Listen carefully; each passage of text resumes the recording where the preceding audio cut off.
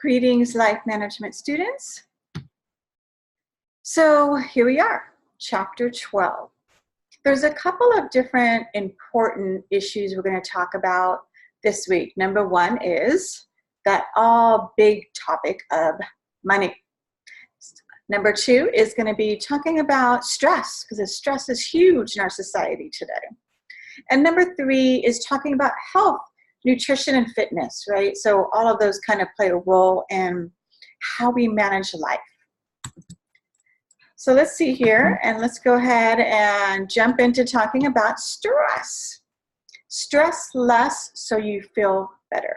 So most of us understand stress can manifest in different ways. What is stress? Stress is when your body has a physical reaction to something that is happening.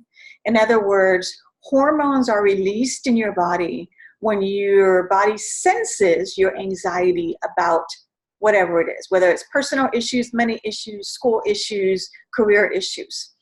These hormones kind of flood your system. The hormone is called cortisol. When we have too much cortisol in our body, we're stressed out. It can cause us to eat more, gain weight. It can cause us to not be able to sleep, so we can struggle with sleep. It can cause us to have panic attacks, anxiety. So if we look here, some immediate effects due to the release of stress hormones are increased heart rate and breathing. So sometimes we feel we get this, sometimes they're panic attacks, sometimes it's just this sort of sweating and increased heart rate, and all of a sudden you feel like you're breathing fast, and this is stress, right? Sometimes our muscles tense up. Right? When we're stressed out, we just can feel our whole body reacting to the feelings. Sometimes our body readies for that fight or flight response. Fight or flight means, am I going to run from the situation, flight, or am I going to stand and fight from the situation, right? So that's when we're stressed out. But I want you to understand, all of us in life are going to encounter stress. Sometimes that stress is actually a good thing. So joyous events can cause stress. Let me give you an example. Getting married can be joyous. Having a baby can be a wonderful, joyous experience. Is it a stressful experience? You bet. They go hand in hand. Having a baby is wonderful and exciting and joyous, and until you're a parent, you really can't describe those feelings. However, now you're stressed out. Is my baby safe? Do I have enough money to provide for my baby? What kind of neighborhood do we live in? Is the environment okay for my baby? There's so many things to stress out about when you have a kid or multiple kids. So yes, joyous events can be stressful because they're wonderful, but they come with responsibilities. And sometimes those responsibilities can overwhelm us, right? Long-term effects of stress that goes unchecked is going to be anxiety. Sometimes we develop ulcers, right? Again, these are medical conditions that develop because we have too much of that hormone in our body, too much. Fatigue, we're tired, we gain weight, definitely a big one. Sometimes I tell people they do what I call emotional eating.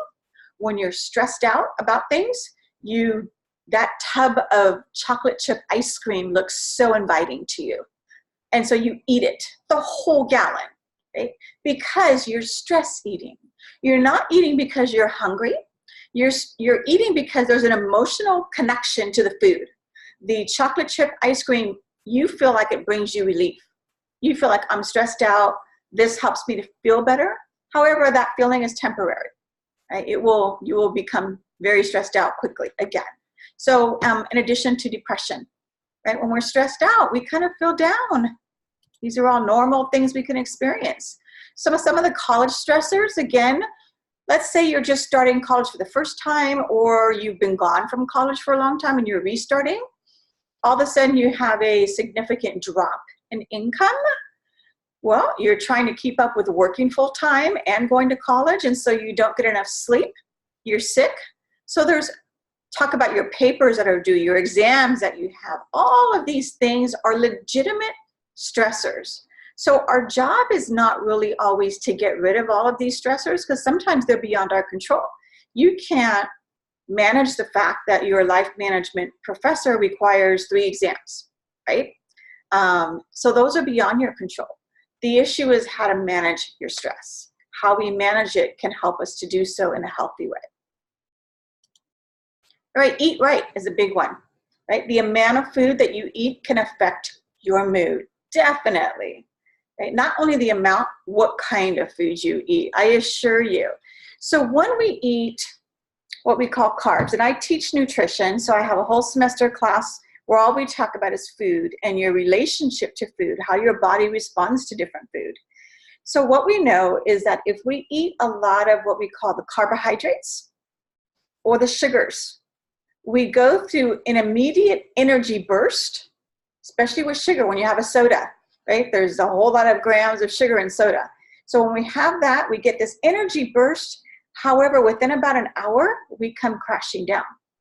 That energy, that glucose depletes in our body, and we drop down emotionally. And now we're sleepy or tired, or we're just not kind of thinking right. That's what happens with food. And that's why we're saying your mood, how you feel, is affected by what you eat. So we give you some guidelines on how much carbohydrate we should eat, how much protein we should eat, definitely limiting the sugars and definitely the soft drinks, which is something that American culture loves. We love soda. However, soda has empty calories, and that meaning it gives you nothing nutritionally healthy, and it gives you 40-something grams of sugar, lots of sugar. All right, so eating well, start the day with a light, nutritious breakfast. This is a big one, and so many of my students and individuals I meet tell me, I'm just not hungry for breakfast. I never eat breakfast, and I'm fine. Well, I assure you, you're not fine. Because if you understood that having that breakfast in the morning allows your brain to function better than it would without the breakfast, you would understand how much more efficient or better you could be doing. So making sure to have some breakfast before you leave the house. Keep healthy snacks handy. So making sure that if you're at work or at school, you don't go with no snacks, and so therefore you go to the vending machine and you have a candy bar, right? Or you have something that's not nutritious for you. Eat more fruits and vegetables. This is a big one, especially fruit, because as we're going to say, we want you to limit sugar. However, fruit has natural sugar in it. Your strawberries are delicious because they have sugar. So there is sugar in there, but it's naturally occurring sugar in the fruit. It's not like a candy bar or processed sugar, which is unhealthy for you. Stay away from processed food and vegetables. So most of our food in our grocery store, a whole lot, is processed. So all of your chips, your cookies, your frozen lasagna meals, all of those things are processed food. Your canned food, all of these things are processed, meaning we've taken them and we've done something in a factory to strip away some of the good stuff that was in the food and freeze it or do whatever we do to it. We've processed it. Avoid supersized meals. This is big because, again, in our American culture, we supersize everything. When you go to a restaurant, you typically sit down for a meal that feeds 2 people. We are overfeeding, therefore that's why we have an epidemic of obesity in American society. So we know that if you're gonna have some meat, say you're gonna have a hamburger or you're gonna have some chicken, whatever it be, you should be having about 3 to 5 ounces, which is about kind of like the shape of my palm here. This is about 3 to 5 ounces of meat. That's how much we should eat when we have a meal. However, you go to the restaurant and they ask you, well, do you want the 12-ounce steak or the 15-ounce steak? And it's like, I only need 3 to 5 ounces. Why are they asking me if I want a 12-ounce steak? Because we shouldn't be getting that much saturated fat, which is in meat. Right? So understanding to keep your sizes, your proportions accurate and not overconsume, right? Carry a bottle of water with you. Water is just amazing. I try to drink a gallon a day because it is so beneficial. And again, instead of drinking the sodas and things like that, drink water. If you want to lose weight, drink about 1.5 gallons of water a day. And what happens is it fills you up. It fills your stomach up that you don't feel as hungry as you normally would. So drink a lot of water. All right, continuing with eating right. Get help for your eating disorders. So there are many people that have eating disorders, whether that be anorexia or bulimia. These are 2 different conditions. Anorexics are people who severely restrict food intake. Basically, they self-starve. They don't eat. They just, which I think is tremendous because I think it requires extreme willpower to avoid food. I challenge you to skip one meal. The next day, your body, your stomach is grumbling and you have a headache. And it's like my body is telling me, I want nutrients. I want to be fed. And so for people who are anorexic, it takes a lot of willpower to avoid eating. They have an irrational fear of gaining weight. Most anorexics are extremely thin. So they could be weighing 85 pounds. And when they look in a mirror, they stand in front of the mirror, they're weighing 85 pounds, but when they look in the mirror, their brain shows them an image of 500 pounds.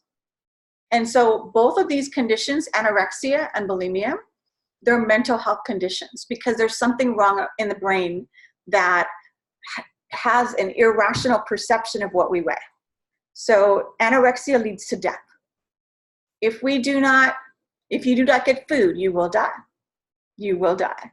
And so for our patients that are anorexic, we will stick a needle in your arm to feed you. We will put a tube down your throat to feed you. We will do whatever we have to because you will die without food, nutrition. All right, bulimia is a little different because bulimics, they like food. They like the taste of food. They like eating food. But what happens is, again, their brain image is skewed. It's off. And they think that they're very overweight when they're not. And so bulimics get rid of the food by throwing it up. So they enjoy eating, sometimes overeating, and then they go to the bathroom and they throw up all the food before their body can digest and accumulate calories, right?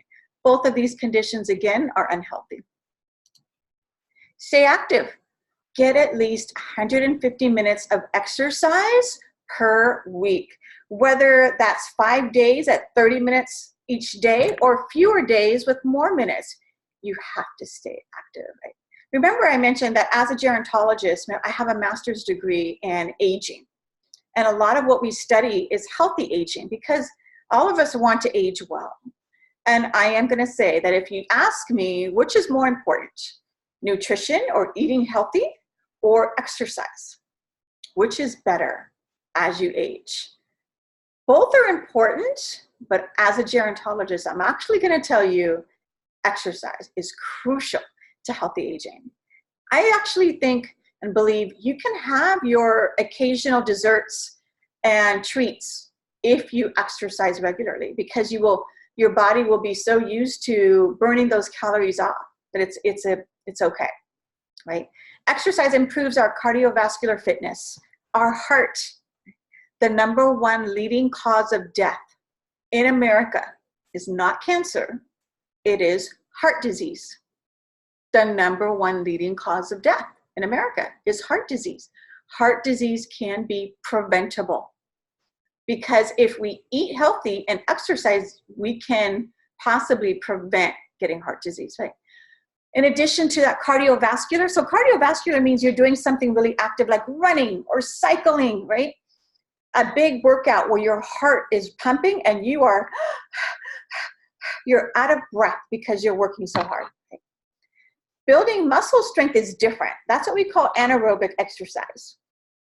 So with building muscle, it's not cardiovascular where you're working your heart. You're actually putting weight on your muscles. So this is where we actually want you to lift up weight and to put those weight onto your muscles. And the only way you will build muscle is if you put the weight on to tear it down and build it back up. So with strength training, we recommend every other day.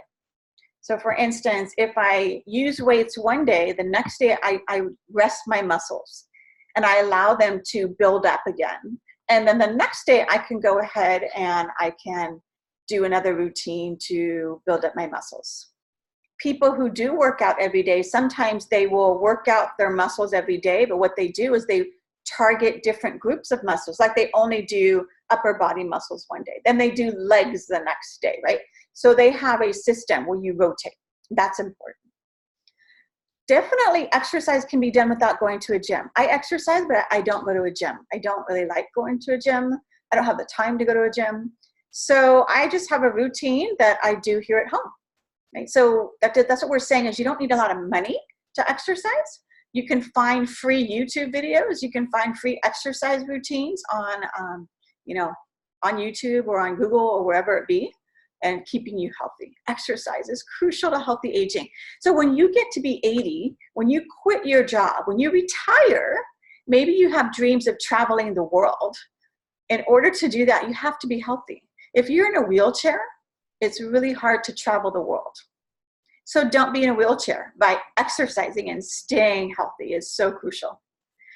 Take advantage of everyday tasks. What we mean here is, you know, my kids are so annoyed when I do this, but when we go shopping together, I will always park way down the road, right? My kids will be like, there's a space right there. And I'll be like, no, we could skip that one. And I will park way down the road and we'll walk. And I'm like, walking is good for you. Always take the stairs if you have an option. So if it's a choice between the elevator or escalator and the stairs, take the stairs. Right? Walking a flight of stairs, 2 flights, 3 flights is very good exercise for you. So just making sure that you're thinking about what you're doing, right? So as I'm actually making this video, I'm standing because I have a workstation that's high because I know that sitting is not healthy. So therefore, I'm going to stand when I do my grading and when I do my computer work because it's healthier for my body to be in a standing position than a sitting position. Right? Sleep. This is where Americans really struggle. We don't get enough sleep. We don't. Late night activities. I would not just say cramming, but late night Netflixing. A lot of my students, when I ask them, so why do you stay up till 2 or 3 in the morning? Oh, because I'm just watching Netflix, you know, I'm gaming, I'm playing with my friends, right? All of those things are not healthy for you to do at those when you should be sleeping. You can do them during the day, just not when you're sleeping. Stay away from your coffee, your caffeinated drinks, get enough exercise. Exercise helps you sleep better. So that's a good thing, right? Don't nap during the day. When you nap, especially long naps, then it's going to throw off your sleeping schedule. If you are so tired you need a nap, we recommend a nap before 3 o'clock in the afternoon, and we want the nap to be 20 minutes, 30 minutes, not an hour or 2 hours. Okay? Your mental health is so important when it comes to stress and when it just becomes to being a healthy person in general. So take good care of your mental health. I try to explain to students that just as you go to a doctor when you're physically sick, sometimes our mental health is not balanced. Sometimes we're depressed. And we need to take care of that. Anxiety. So when we have that anxiety, we have excessive means over. So it means not only are you worried, you are tremendously, abundantly worried, right? You have fear of failing a test or fear of something, and that causes this anxiety to happen.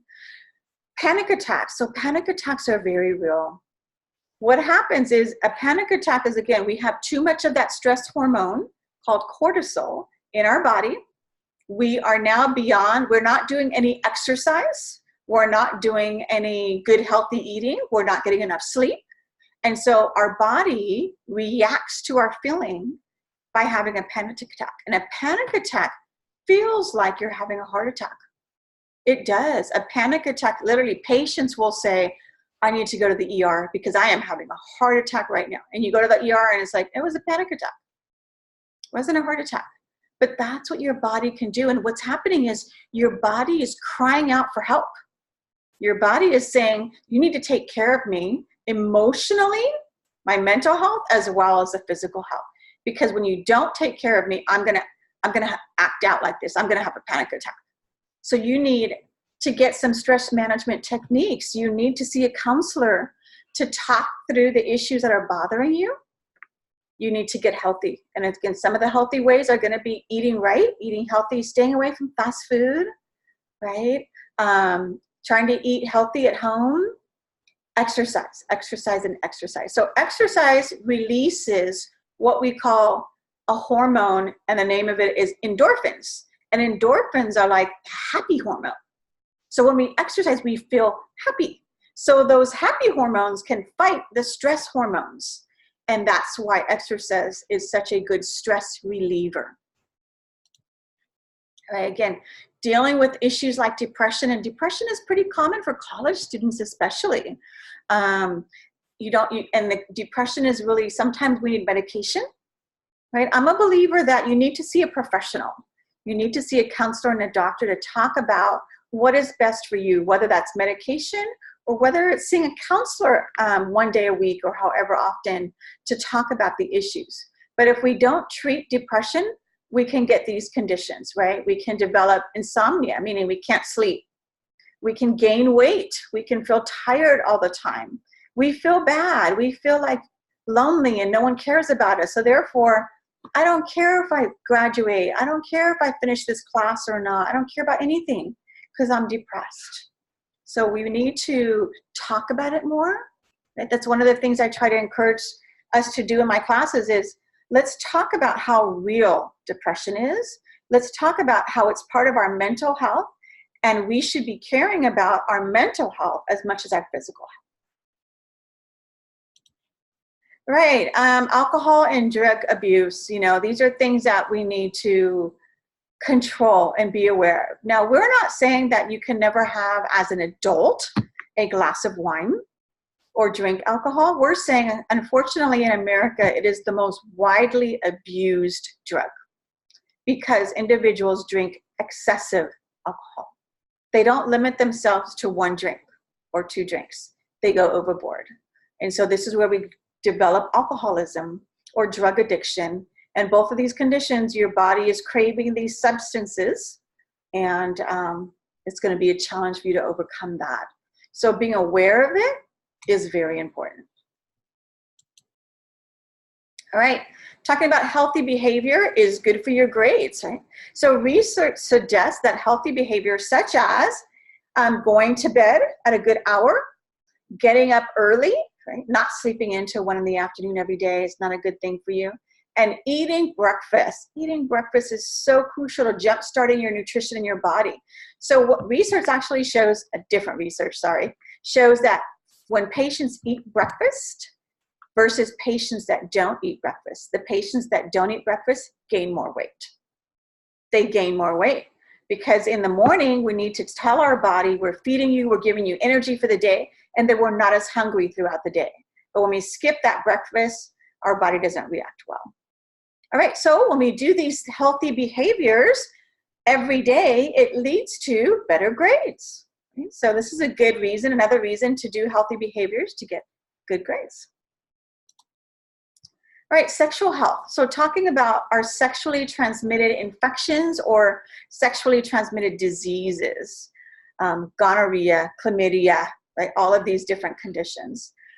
We want to be careful about our sexual partners. So having a conversation. So talking with the person you want to have sex with about how many partners you've had, about are you on birth control? We will be using a condom because you need to be using a condom.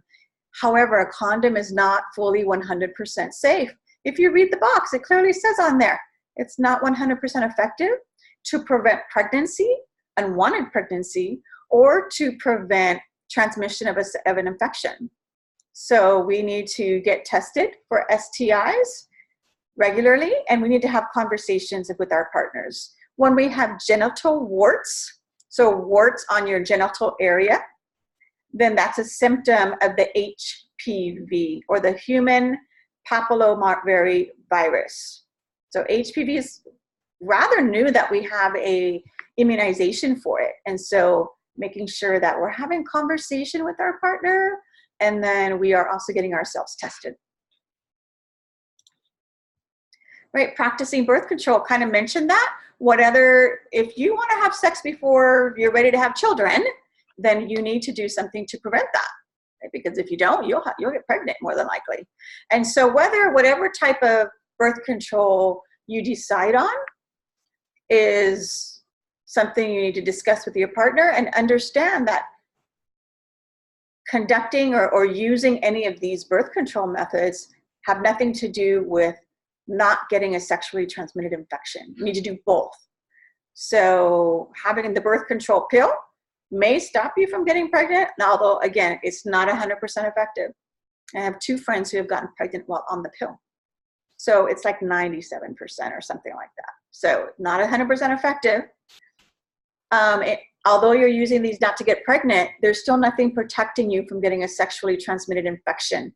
So you still need to be protective. Financial health. Yeah, so all of us would like to be financial healthy, right? Most of us aspire to having a big bank account with savings and maybe lots of retirement for later on. But let's start with some basics. How do we create a budget? Why do you need to create a budget? You need to create a budget. We all need to create a budget. Think about it.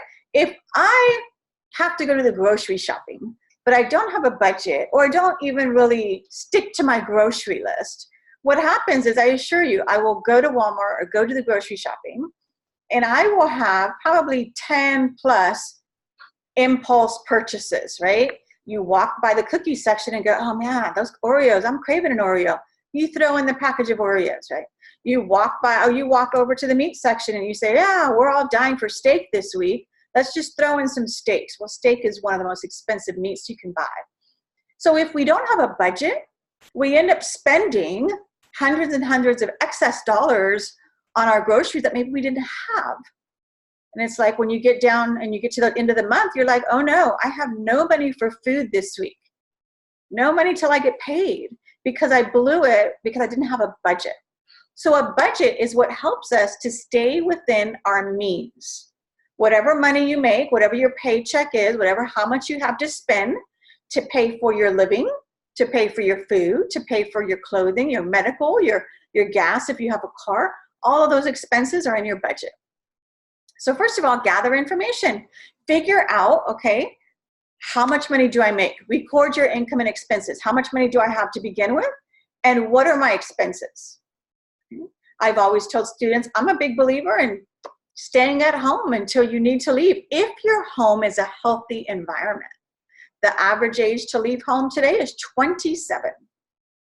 People are staying home longer because it's free rent, right? Because it can help you to possibly save money, or to go to college, or to pursue a career, or whatever you want to do. But what are your expenses? List those. Record your income and expenses. So this is how much money I have. So that's my income. Maybe you have a side job. Maybe you do something on the side on some weekends, and so you have two sources of income, whatever money that comes in. Then you record, what are my expenses? Now I'm going to record if I have rent, if I have groceries, if I have car insurance, if I have, what is your entertainment? Do you go to the movies? There's so many things we don't think about, but you need to think of everything and list all of your expenses. And I like to think of this as needs versus wants. We all have needs. I have to buy groceries for my family. I have to pay the mortgage for a roof over our head.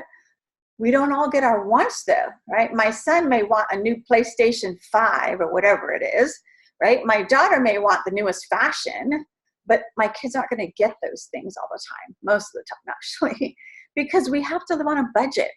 And so when my kids need something, like they have holes in their socks, I need to buy new socks for my kids, right? When they say that they just want stylish new Nike socks, they're not going to get that, because that's a want. Isn't that a need? There's differences. And so keep that in mind, our differences, right? Use your insights to make changes. So let's say you go through that first month and you realize that you spent the grocery money and all that for a whole week you had to live off of crackers. You make adjustments, you make changes, and you say, okay, now here's my grocery list that I wrote down everything I need this week and that I can get. Oreos are not on the list. So when I pass by the cookie aisle, I have to keep on walking, right? You look at your list and you say, there's no cookies on there, so I don't get cookies this week. That's living within your means. That's sticking to your budget. Track your results and refine it. That's what we're talking about, making changes. I recently just disconnected our cable because our cable bill was like so much. And it's like, we can just get some of the shows we watch maybe online, and we're just not going to get cable because it's just too expensive. So changing some things, or what's more important to you, right?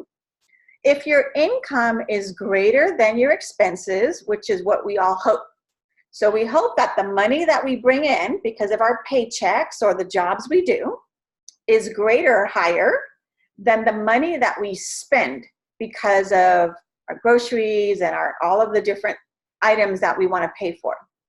Then we have what we call a positive balance. So there's going to be plus. So if, let's say my paycheck is $2,000 for the month, and I spent $1,800 in all of my bills, my positive balance is plus $200. That means I had $200 extra left over this month. I'm going to say that should go directly into your savings account, because like in my budget, I actually have a certain percent that goes into the savings account. Because what if something happened to my job? What if I lost my job or something happened? My kids would not have a provider and we would lose our home. And so I have to have an emergency fund. I have to have a backup plan. And so I really recommend that we put money directly into our savings account. In addition, I recommend especially starting early in your retirement. So many of you might be young and think, oh, so I got a job and my company is giving me some information that says that they will match my 2% that I put into my retirement account. And so I signed up, but now when I look at my paycheck, it says that $50 a month is going to my retirement account. I want the $50 right now. So I'm going to cancel that. I'm going to advise you not to cancel it, because especially if your employer is giving you money, instead of $50 a month, you've got $100 a month going into a retirement account. That might mean that you can retire comfortably later in life. And when you start young, like in your 20s or in your younger years, by the time you get to be 70 and 80 and you're looking to retire, you might have a really big nest egg to go travel or to sustain you in a comfortable lifestyle. But if we don't prepare for getting older, you're going to be in trouble. And so I really recommend putting into your retirement fund as much as you can. Reducing our spending, right? So be honest between, as I said, our needs and our wants. Be honest with yourself, right? Change to less expensive meal plans. So sometimes we can't have steak. My kids love steak. We don't get to have it all the time. It's not something we can do. Chicken is a whole lot cheaper than steak. So thinking about that, right? Drop your cable plan, something I recently did. Find a cheaper internet. That's probably one of the expenses that I hate paying. I need it because I work from home. I'm online with you because of my home internet, right? So I need my internet service. However, it still bothers me how much it costs. Less expensive housing options. This is where, when I was young, I had roommates. When I was in college, when I was even single and out of college, I shared expenses by having roommates and living in different. When I first went away to college, I actually rented a room from an older couple. And so that saved me a lot of overhead and a lot of expenses. Cancel your gym membership. As I said, it's something you can do at home. Go an extra 2 weeks between haircuts. So haircuts can be expensive. They can add up with frequency, and explore options for taking more classes each term, right? Meaning that you can get done with school faster. That's what I did when I was in college. It used to be at the state college I went to that you paid the same amount of money whether you took 5 classes or 7 classes. And so I was like, I'll take 7 classes because I want to get out of here spending the least amount of money and as fast as possible. So that's what I did. So looking into different ways that we can cut back our spending. Working during college. Some of us just need to do this. I had to do this when I was in college. And so as it got into my finishing up my 4-year degree and going into my master's, I worked full time. And so when I worked full time, I actually worked at Stanford Hospital because I worked swing shift.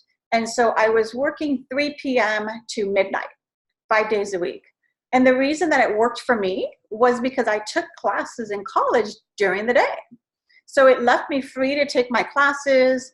Yes, I was tired. I would get home at 1 in the morning and then try to get to sleep. And then sometimes I had an 8 o'clock class. So it was tiring, but I did it for a certain time.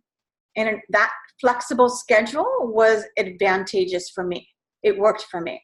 So there's advantages to working during college. Sometimes we just have to.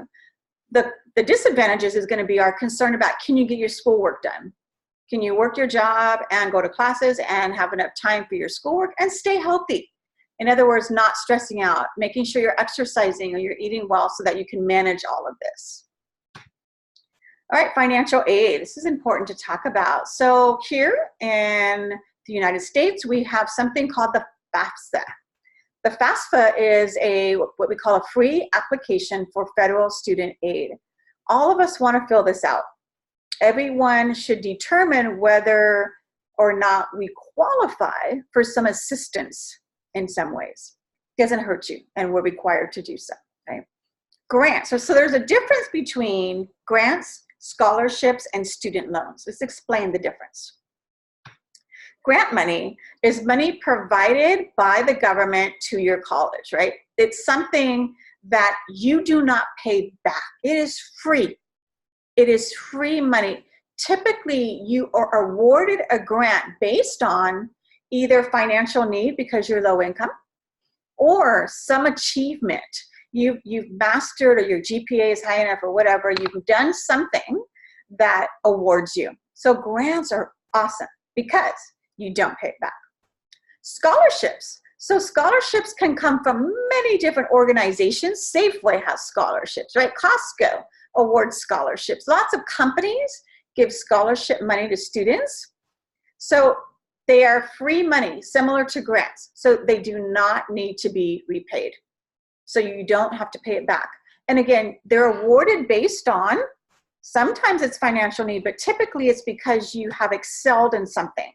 Athletes often get scholarships. They get a free ride to a college because they are so good at whatever sport they do.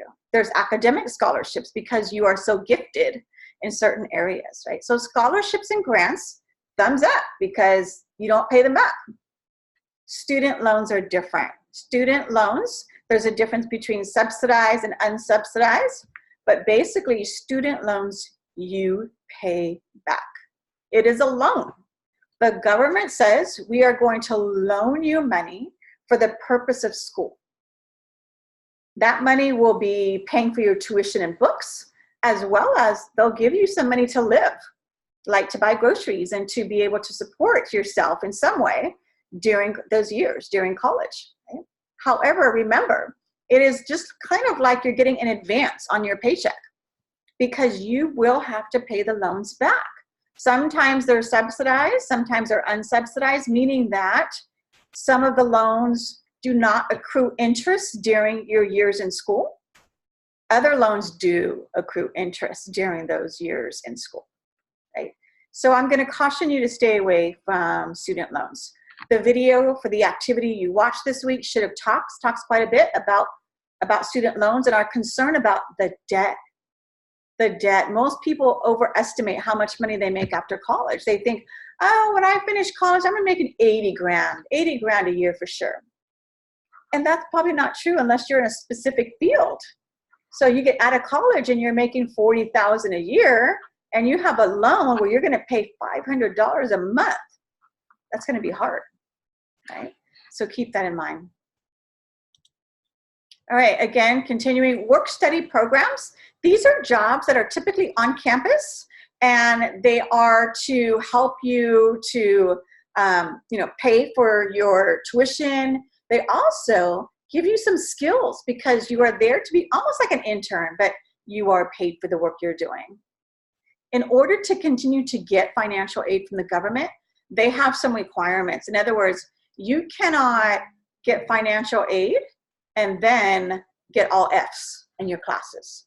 Because the government's not going to keep giving you money if you're not succeeding.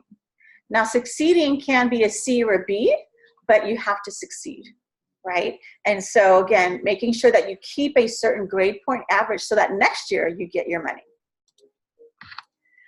Controlling your credit card debt, right? Keeping debt under control is a big one.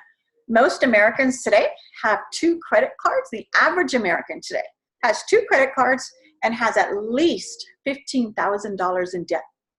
At least 15 G's in debt, right? So that tells you that we live in a society that is very much credit-based. In other words, I want now what I can't pay for. I want to go buy a new iPhone. I don't have money to pay for it, but I can use my credit card and get it now. I'll pay it back later. What happens is you end up racking up debt on that credit card, and you can't make, either can't make payments or you're never going to get it paid off because you've racked up 10 grand in debt before you know it. So some of the guidelines we would tell you would be, number one, to only have one credit card. I only have one credit card. Keep it for emergency uses, right? Pay off the entire amount every month. So that means that if you do go buy the iPhone, when you get the bill next month for $800 or whatever, you should be able to pay it off, or you never should have bought it. Consider getting a debit card. Definitely. I love my debit card because when I use it at the grocery store, I use it anywhere. I know that the only way to use it is if I actually have money in my account. So I can't buy stuff in advance. Okay? That's attached to my checking account, and I have to have money to spend it. And then checking your credit reports, because identity theft is huge today. People stealing your identity or having credit cards that they use, that all of a sudden you get a phone call that says, oh, you made all these purchases, and you're like, no way, I haven't even used that card in a year. That happens. So being careful to check your credit report that somebody else is not racking up items or bills on your cards, and it shows up on your negative credit score. All right, work. So boosting your productivity. Yeah. So some of the ways we can kind of save money here, definitely bringing lunch from home. So my kids actually take their lunch. Yeah, because I'm not going to pay for their lunch. I mean, I want to send them with healthy meal. Even my high schoolers, I send them with a box of rice and some chicken and like food that they want to eat and that is good for them, and it's from home. They're not going to run down the street to Taco Bell or to fast food to get other food or to spend money. It's just a real big money saver. When you have a job or you go to school, take your lunch, right? My jobs, if I had to eat lunch there, I always took my own lunch, right? Because I don't want to have to, unless I had social plans, like I had a lunch schedule. Like I frequently have lunches with girlfriends where it's like, okay, let's meet at this place. We're going to have lunch. My purpose there is to socialize with my friends, right? And I budget that in my entertainment spending, right? Because it is a social practice. Get moving. Take short walks during your breaks, right? Always helpful for you. Take short breaks throughout the day. Definitely for every 1 hour that you sit down in your chair, you should stand up for 1 minute. So 1 hour passes, you stand up for 1 minute and stretch those arms and legs and muscles. Sit back down for an hour, stand up for another minute. That's the way it should go. Manage your mental health. So this is what I call self-care. Self-care is taking care of you emotionally and mentally. That means that when I know that I'm feeling stressed out, like for me, my go-tos, I exercise. So that's something that makes me feel good. I don't always want to. Sometimes I'm very tired when I get home and I don't want to do it. However, I know I feel better after. But one of the other things that I do is, I enjoy going to the movies by myself. So when I feel like my week has been kind of overwhelming with all of my kids and all of my responsibilities, I want to get away. So I want to get away and go to a movie by myself, or maybe go get a manicure and a pedicure that makes me feel good about myself. That is self-care. And so even though sometimes, one time I had to say that somebody asked me if I could go pick somebody up or do something. And I looked at my calendar, and I had written on my calendar that day, at that time, I was going to go to the movies to see something I wanted to see by myself, to take care of me. Okay? I said no. I told them I can't. I'm busy at that time. That's how important your self-care should be, because managing your mental health and your emotional health is going to help you to perform all the other responsibilities you have. It's going to manage your stress. And so taking care of yourself is really, really important, right? Managing your budget. There's so much more. I hope in this week's activity, you can learn about managing your budget, and being able to say no to yourself is crucial. All right, that is it for this week, guys. But I really feel like the topics of stress management, eating well, so both eating well and exercise fall into being healthy. So making sure that you are healthy because you take care of your body physically, And then the other component is your inside. Sometimes we need to go to counselors and talk to people. I've done it many times, right? As I said, we all have challenges in life. I came out of a very, difficult domestic violence situation. And when I came out of that, I needed therapy. I needed a professional who could help me deal with the feelings of failure, with the feelings of loss, with all of these emotions that legitimately go with whatever you're going through, whatever trauma or issue you're facing. There's professionals that help you talk that out, because when we keep it inside, it's not healthy. And so talking that out is beneficial. So taking care of you is very important and will help you to manage your stress. Okay, guys, we'll see you for chapter number 13.